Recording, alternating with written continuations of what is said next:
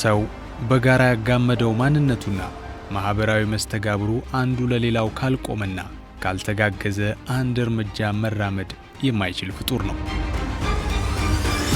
ለዚህም ነው በችግርና በደስታው ጊዜ አብሮት የሚቆምና እንዲያግዘው ህብረት ፈጥሮ በጋራ የሚኖረው። በተለይ ደግሞ አንዱ ለሌላው ሰው በጎ መሆንና የበጎነት ስራን ሲከውን በምላሹ ከሌላው ሰው ምንም ሳይጠብቅ ሲከውን ትልቅ እርካታን የሚያገኘው። እርዳታ የሚሰጥ ሰው ብዙ አካላዊ፣ ስነልቦናዊና መንፈሳዊ እንዲሁም ማህበረሰባዊ ጥቅሞችን ያገኛል። ስለዚህ በጎነት በጣም አዋጭ ኢንቨስትመንት ነው። ሰውን ለመርዳት ሰው መሆን በቂ ነው። ምንድነው? ሰውን ለመርዳት ገንዘብ አያስፈልግም፣ ትምህርት አያስፈልግም፣ ሙያ አያስፈልግም። ሰውና ሰብአዊነት ሲጣመሩ የሚፈጥሩት አንዳች የርህራሄ የሐዘኔታ መልኮች በጎነትን ይወልዳሉ።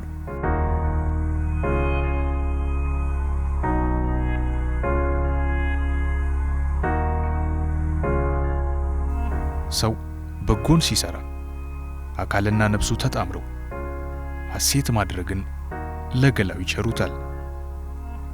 ይህ ዘመቻ በጎነት ነው።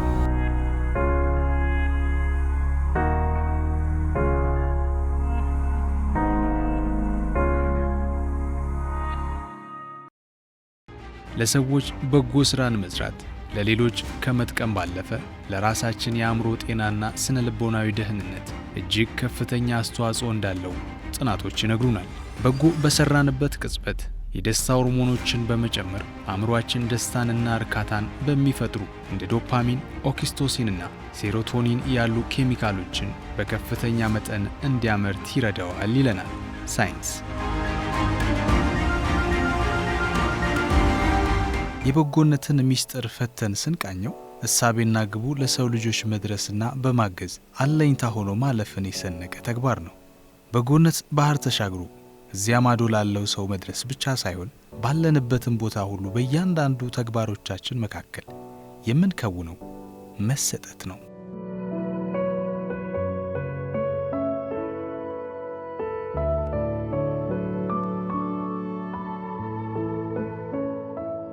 በጎነት ለራስ ነው። ስለዚህ ሰዎች በተቻላቸው መጠን በጎነትን መለማመድ ያስፈልጋል።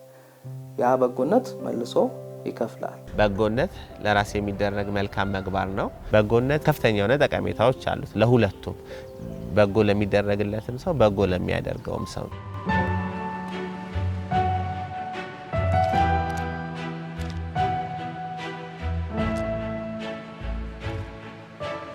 የአንድ ወቅት የአንድ ጊዜና በውስን ጊዜያቶችን ብቻ ላይ ተመርኩዞ የሚሰራ የጋራ ስራ አይደለም በጎነት።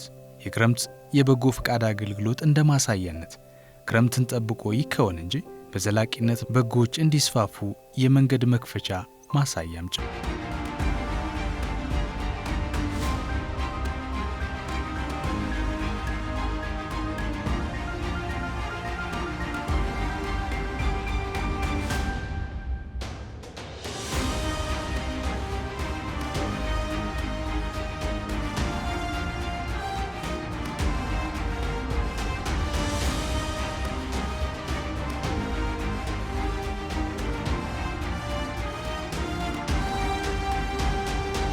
ለሰው በጎ ስትሆኑ ከናንተ የሚወጣ ነገር እንዳለው ሁሉ ወደ እናንተ የሚገባም ሌላ ኢነርጂ አለ። ያ ኢነርጂ ካሁን ካላችሁበት የትኛውም አይነት የሚታይም የማይታይም ደረጃ ከፍ ያለ ማንነት ላይ የሚያደርሳችሁ ስለሆነ በጎ መሆንን ሁሌ ተለማመዱት። በተለያየ መልኩ ሊሆን ይችላል። በገንዘብ፣ በጉልበት፣ በጊዜ፣ በሐሳብ ኢቭን በማዳመጥም ጭምር በጎነትን መስራት የምንችላቸው ስራዎች ናቸው።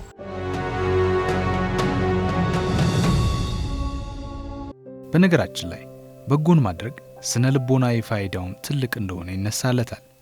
አስቡት፣ አጋዥ የሚፈልጉ አይኖች በማየትና በመድረስ የበኩልን መወጣት ሲቻል ያለውን የመንፈስ ደስታና እርካታ፣ በመስጠት ውስጥ ያለው ትርፍ በገንዘብ የማይተመን ዋጋ ነው።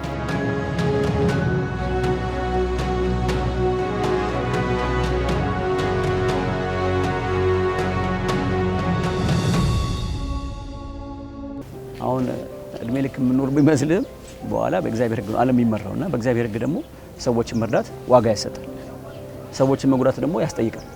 እቺ መሰረታዊ ነገር ሰዎች የኛን እገዛ በሚያስፈልጋቸው መልኩ በሙሉ ትብብር ስናደርግ የነሱን ህይወት ወይም የሌሎችንም ህይወት ስናቀልላቸው ያንን በጎነት እንለዋለን። ሰው ለራሱ ከሚያደርገው ይልቅ ለሰው ሲያደርግ የበለጠ ደስተኛ ይሆናል።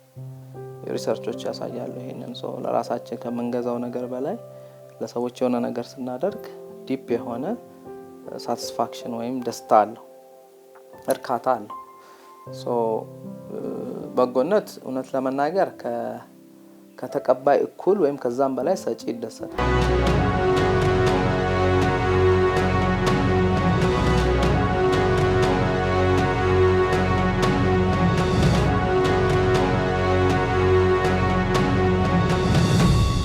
ሰው በመሆን ሞራል ውስጥ ብቻ የሚገኝ ከራስ አልፎ ለሌሎች መትረፍን የያዘ ቅንነትን ይጠይቃል። ትንሽ የምንላት ለሰዎች በጎ የማድረግ ተነሳሽነት።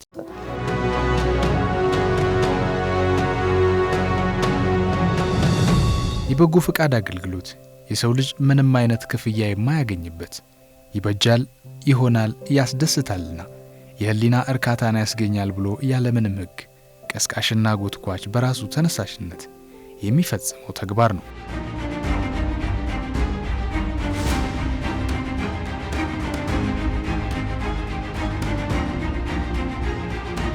ሁለት ልብስ ያለው አንዱን ለሌላው ይስጥ፣ ምግብ ያለውም እንዲሁ ያደርግ ይላል። ስለዚህ በጎነት በክርስትናም ብቻም ሳይሆን በሁሉም ሃይማኖቶች፣ በእስልምናም በሌሎችም ሃይማኖቶች በጣም ትልቅ ምሰሶ ነው የእምነት። ሌሎች እኛ የምንፈልገውን ነገር የሚፈልጉ ሰዎች እንዳሉ፣ ለሌሎች መድረስ እንደምንችል፣ እኛ ያለንን ነገር ለሌሎች ማካፈል እንደምንችል እድልን የሚሰጠን ነገር ነው። ኢቭን እኛ መስጠት ብቻ አይደለም ከሌሎች የምናገኘውስ ነገር። ለምሳሌ ከአዲስ አበባ ወጣ ስንል እውነተኛ ፍቅር የምናይባቸው አቀባበል፣ አክብሮትን፣ ትህትናን፣ ለምሳሌ ስትሄድ እግርህን አጥበው እግርህን ስመው የሚቀበሉ ሰዎች አሉ።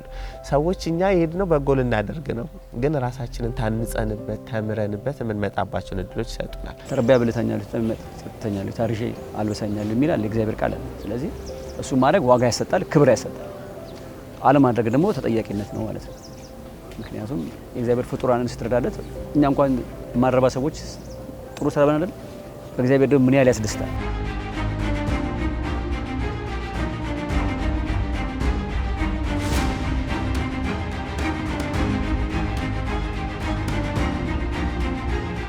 በጎ ፈቃድ የሚለውን ቃል ትርጉም ስናየው የሰው ልጆች ማንም ሳያስገድዳቸውና ሳያነሳሳቸው በራሳቸው ሕሊና ቀስቃሽነት ከውስጣቸው በሚመነጭ መልካም ስሜት ተነሳስተው ለማህበረሰቡ የሚጠቅሙ አገልግሎቶችን የሚሰሩበት ተግባር እንዲሁም በጊዜና በሁኔታዎች የማይገደብ አገልግሎት መሆኑን ከሌሎች አገልግሎቶች በአይነቱ ልዩ ያደርገዋል።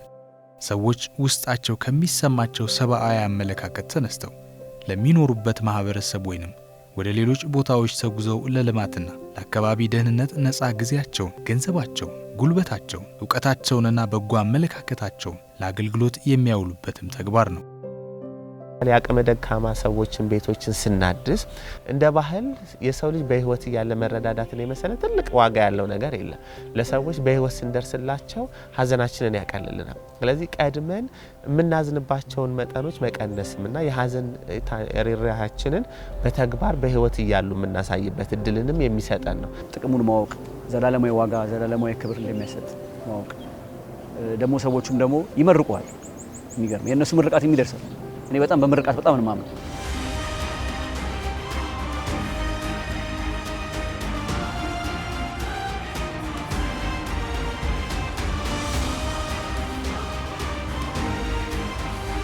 ጥናቶች እንደሚሉት በጎ ፈቃደኝነትና ሰዎችን መደገፍ ኮርቲሶል የተባለውን የጭንቀት ሆርሞን መጠን በከፍተኛ ሁኔታ ይቀንሳል ይላል። እንዲሁም የማህበራዊ ትስስርና ለሌላውም ባያገባኛል ስሜት በማጠንከር ደራሽ መሆን እንድንችልም ያደርገናል።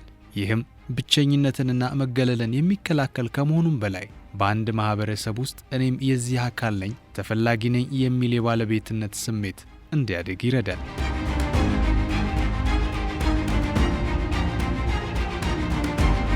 ፍቅር ይሰጣል፣ እውቀት ይሰጣል፣ እምነት ይሰጣል፣ ጥበብ ይሰጣል፣ አስተሳሰብ ይሰጣል።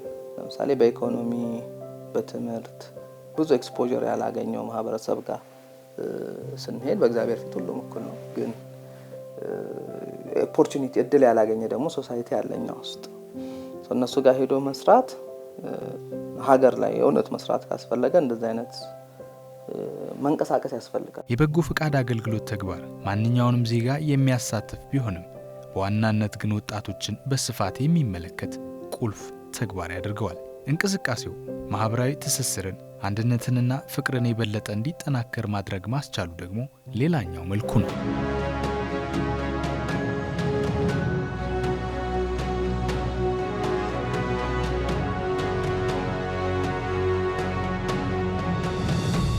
በጎን ስራ መስራት ከግል ፍላጎት ባለፈ ለትልቅና ለላቅ ዓላማ መኖርን ያስተምራል። በህይወት ውስጥ በጎ ስራን መስራት በራሳችን ህይወት ውስጥ ያሉትን በረከቶችና መልካም ነገሮችን በተሻለ መነጽር እንድንመለከት እንደሚያደርገንም ይነገራል። በሌላው ደግሞ በውስጣችን የምስጋና ስሜትን ስለሚፈጥር ህይወትን በአዎንታዊ ጎኑ እንድንረዳና ከተስፋ መቁረጥ እንድንርቅም የሚያደርግ ተግባር መሆኑም ይገለጻል። ለዚህም ነው የክረምት በጎ ፈቃድ አገልግሎት ማህበራዊ ብልህነትንና ርህራሄን በማሳደግ አዲስ ማንነትን እንድንለማመድ የሚያደርገን።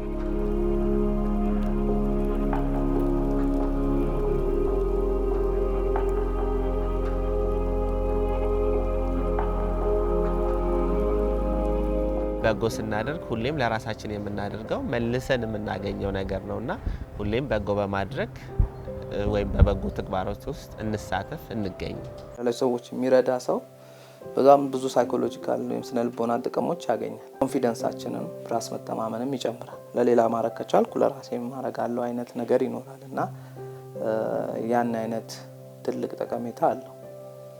ከዛ አልፎ የስትረስ ሪሊፍም ነው። ስትረስ የሆኑ ሰዎች አሁን በጣም ጭንቀት ውጥረት የሚበዛባቸው ሰዎች በኮሚኒቲ ወርክ ላይ በበጎ ፍቃድ ስራ ላይ ሲሳተፉ ስትረሳቸው ይጠፋል፣ ሪሊፍ ያደርጋል።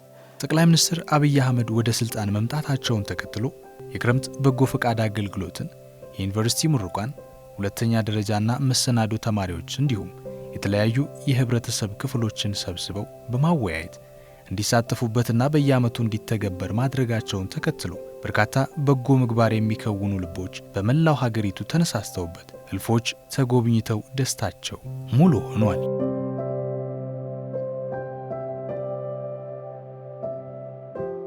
በጎነት መስፈርት አልባ ነው።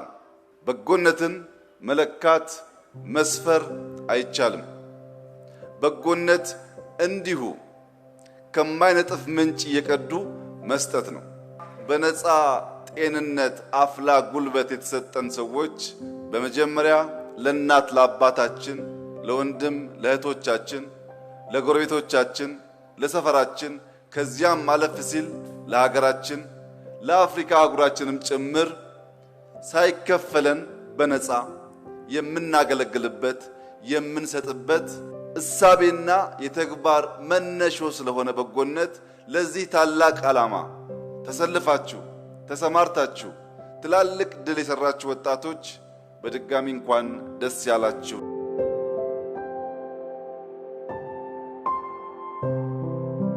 የበጎ ፈቃድ አገልግሎት የሚሰጡ ወጣቶች የአቅመ ደካሞችን ቤት በመስራትና በመጠገን ለብርድ፣ ለዝናብ፣ ለአውሬ ለመሳሰሉት አደጋዎች እንዳይጋለጡ በማድረግ በስጋት ውስጥ ለሚኖሩት እፎይታን በመስጠት በመማር ማስተማር፣ በተፈጥሮ ሀብት ጥበቃና ከተማ ግብርና፣ ትራፊክ፣ በደም እጦት ለሚሞቱ ለሚሰቃዩ ህፃናትና ወላድ እናቶችን ለመታደግ ደግሞም የደም ልገሳና መሰል ተግባሮች የሚከናወንበት ድንቅ ተግባር ነው።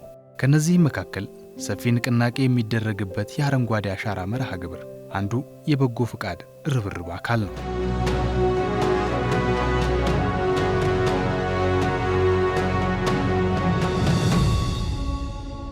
በክረምትም ቢሆን እነዚህ ወጣቶች ሲሞክሩት መሞከሩ ወደ ልምድ ይቀየራል። ከዛ በጋውንም እንዲሰሩ ነው አላማው እንጂ ክረምት ሰርቶ እንዲሄዱ አይደለም። በጋው እንዲሰሩ ሲባል ግዴታ የሆነ ቦታ ሄደው አይደለም። ከቤተሰብ ጀምሮ ጎረቤት፣ ማህበረሰብ እያሉ ዙሪያቸው ላይ ትምህርት ቤት ላይ ያንዳንዱ መንገዳቸው ላይ በሚሄዱበት ይሄ በጎነት ሲባል ሩቅ አይደለም። የሆነ ቦታ ሄዶ እርዳታ በገንዘብ መስጠት አይደለም። ሰፋ አድርጎ ማሰብ ነው።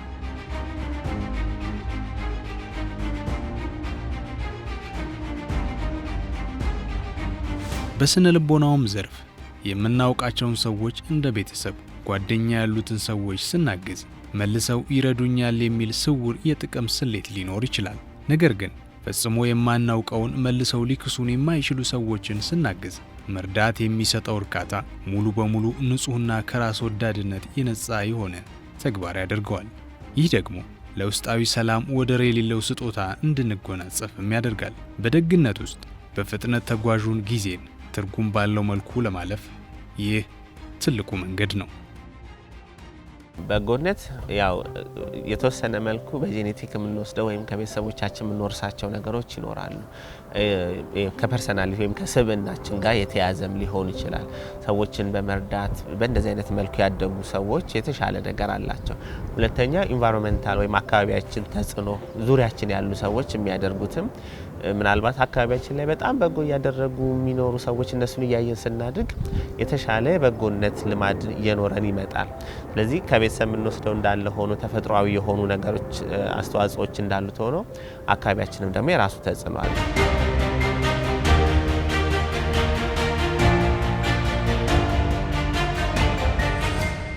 የበጎ ፈቃድ አገልግሎት እድሜና ጾታ፣ ማህበራዊ ደረጃ፣ መልክዓ ምድራዊ ወሰን ሳይገድበው የሰብአዊነት መርህን ብቻ መሰረት በማድረግ የሚሰጥ ወይንም የሚከናወን ተግባር ነው። አገልግሎቱ ታዲያ በባህሪው ህዝብን ከህዝብ ጋር በጥብቅ የሚያቆራኝና የሚያስተሳስርም ተግባር ነው። ከዚህ መልካም ተግባር ጎን ለጎን ቋንቋ፣ ባህል፣ የአሰራር ዘይቤ እንዲሁም የተለያዩ የባህል እሴቶችንና ባህሎቻቸውን እርስ በርስ የሚያጋሩበት በመሆኑ አንድነትን ማጠናከሪያ መንገድ እንዲሆን ያደርገዋል።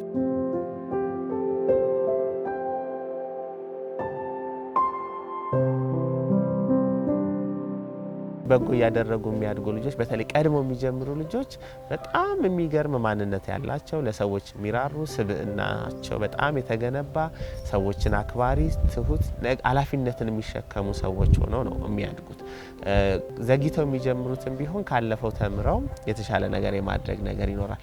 ግን ቀድሞ የሚጀምሩት የበለጠ የበጎነትን ስነ ባህሪ ይዘው የሚያድጉ ጥሩ ማንነት ያላቸው፣ ስብዕናቸው የተገነባ፣ ከብዙ ነገሮች የተጠበቁ ናቸው። ሁሉም ሃይማኖቶች ለሰዎች መኖር፣ ለሰዎች መርዳትን እንደ ትልቅ ክራይቴሪያ ወይም እንደ ትልቅ መስፈርት ነው የሚያስቀምጡት። ስለዚህ ያን ነገር ስናደርግ ውስጣችን ለፈጣሪ ቅርብ እንደሆነን ያምናል። ያ ደግሞ አእምሯችንንም ስነ ልቦና ሰጋችንንም ይጠቅማል ማለት ነው።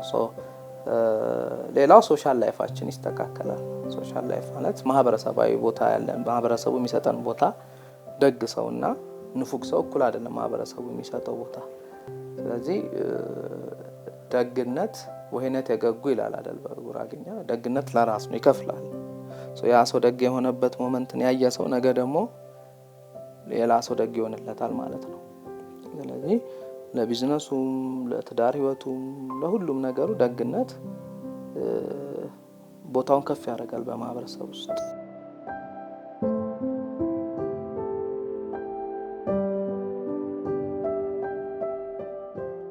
በጎነት እንደኛ ሀገር በጣም መዳበር ያለበት ባህል ነው ብዬ አስባለሁ። ለሌሎች መድረስን፣ ሀዘን ሲኖር በብዙ ነገሮች የተቸገረ ሲኖር ለመድረስ ብዙ ነገሮች አሉና የነበርንበት ባህል ነው። የሆነ ጊዜ መሀል ላይ እንደማቋረጥ ተደርጎ ነው እንጂ ምናልባት የበፊት ታሪኮች ላይ የዩኒቨርሲቲ ተማሪዎች እየሄዱ ያስተምሩ ነበረ። 12ኛ ክፍል የጨረሱ ሰዎች የመሰረተ ትምህርት የሚባሉት እነዛ ነገሮች የማስተማር የነበሩ ልማዶች አሉ።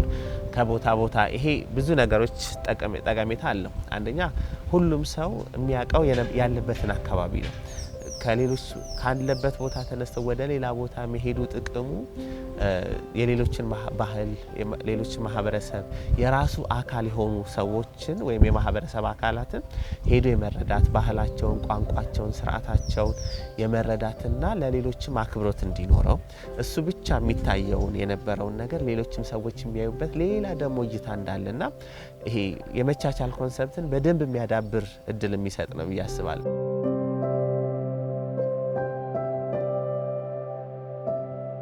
የበጎ ፈቃድ አገልግሎት ጽንሰ ሐሳቡ ሲተነተን የበጎ ፈቃድ አስተዋጽኦ በተለያዩ መስኮች እያንዳንዱ ሰው ያለ ትርፍ ፍለጋ ያለ ክፍያ ሙያዊ አጽንዖት ባልተጫነው ሁኔታ ለማያውቋቸው ግለሰቦችና ለሚያውቋቸው ጎረቤቶቹ ለማህበረሰቡ በጠቅላላው ለህዝብ የሚያበረክቱት አስተዋጽኦም ነው።